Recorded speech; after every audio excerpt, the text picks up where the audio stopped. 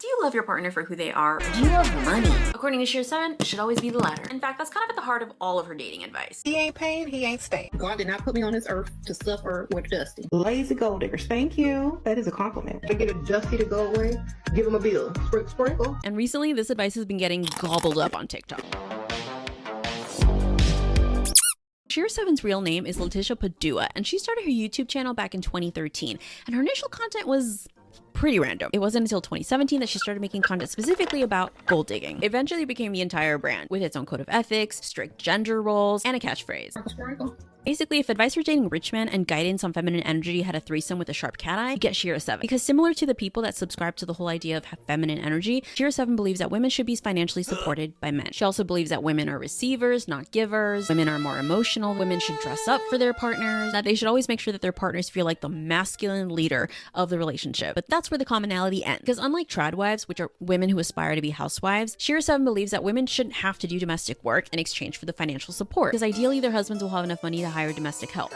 Instead, she advises women to take control of their feminine traits and use them to manipulate the patriarchy for their own benefit. Okay, I'm sorry, some of that, the patriarchy part, that sounds kind of nice. Basically, Sheer7 advises women to get confidence, get agency, achieve their dreams, become an entrepreneur. But it gets real problematic real quick, all while using rich men, no matter the cost. So if they have to lie, cheat, steal someone else's husband, so be it. Which sucks, because it's like thinking you're biting into a chocolate chip cookie only to realize it's dinosaur nail clippings. It's disappointing. So basically she thinks that women are the prize and men always lie, cheat, and Like toxic women.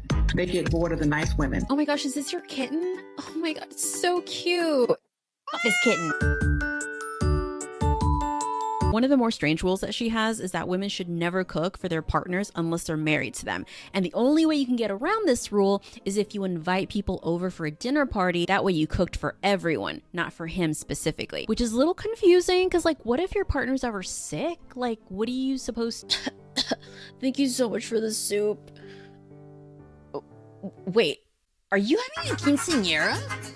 For Sheer7, women shouldn't have to do daily domestic duties in order to be respected or reap the benefits of their partner's wealth. In fact, she encourages women to always have their partners in a state of fear, always wondering if they're going to be left for someone better. And then there's Sheer's catchphrase, sprinkle, sprinkle, which just means that, okay, so like if you're trying to, okay, so imagine. Means like blessings, bless your heart, you know, back at you, whatever y'all need it to mean. Yeah, what she said. But you can't forget the most important rule. Never eat fried food on a date. Only broke and classless people go for the fried menu. I'm sorry. Unless you want to be a total slut. So if this all happened on YouTube and her weekly live streams for gold digging are also on YouTube, how did this become a TikTok thing? I'm glad you asked. Well, despite not having a TikTok account, this content creator who insists she's a financial advisor, not a dating coach, is all over TikTok. Her fans created several TikTok accounts repurposing her content, and they pretty much always get thousands, if not millions of views. And with comment sections that are predominantly positive, fans love it. But as you've seen, her content has been around for years.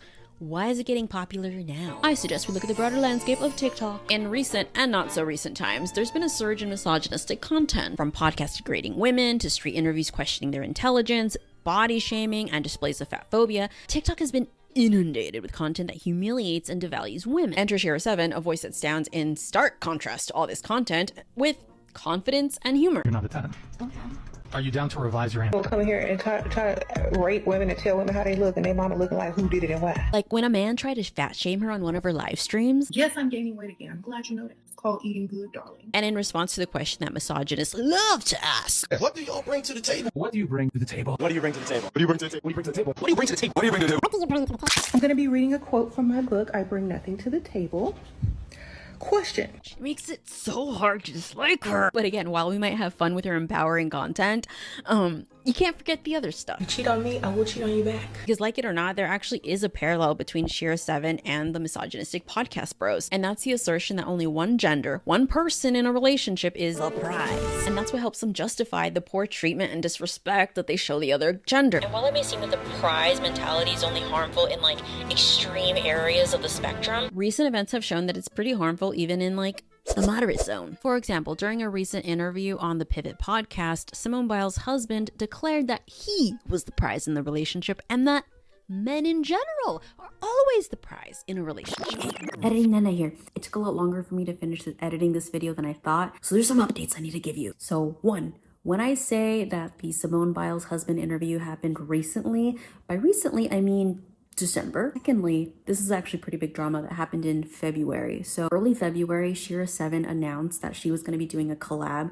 with the designer Brandon Blackwell. However, a couple days before Valentine's Day, which was the day that the collab was going to get launched, Shera was doing a live and she was thanking a fan for having sent her a gift card to get Starbucks. And as she was doing it, her followers informed her like, hey, we are Starbucks because, you know, humanity, we care. And well, she said this. I think about all the things that I want to attract, and that's how I live my sprinkle life. I don't worry about distractions or anything else in the world that have nothing to do with me. You know, if I had to sit here and worry about I'd have to worry about the Native Americans. I'd have to worry about the gentrification in different parts of my city. I'd have to make a whole list of things that I have to worry about before I have to worry about what's going on in a whole other country. So if y'all have a problem with me not being trendy and working companies, I don't care. Sprinkle. I love it. Yeah. So needless to say, the designer wiped her completely out from their socials. They didn't do the collab. That's it. You're caught up. Unless anything happens within the next hour before I update this video or post this video, you're all caught up. Okay? Okay. How in the hell did you pull Simone Biles? Really, how she pulled me, man? Let's say we the man that catch, man. So she really booked you. She did, though. Is what you said. I was fighting it.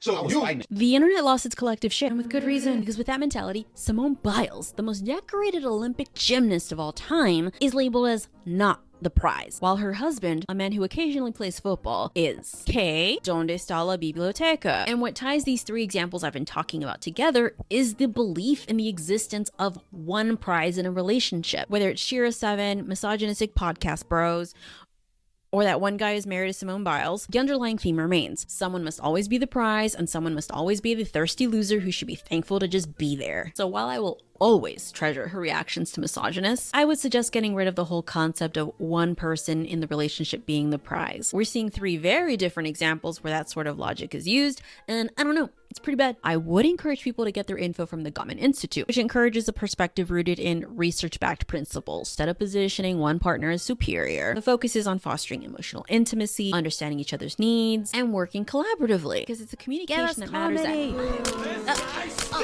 Fuck you! You're lucky to even have me here. I was fighting you even being here. Thank you for watching. I really appreciate you. I'll see you next week.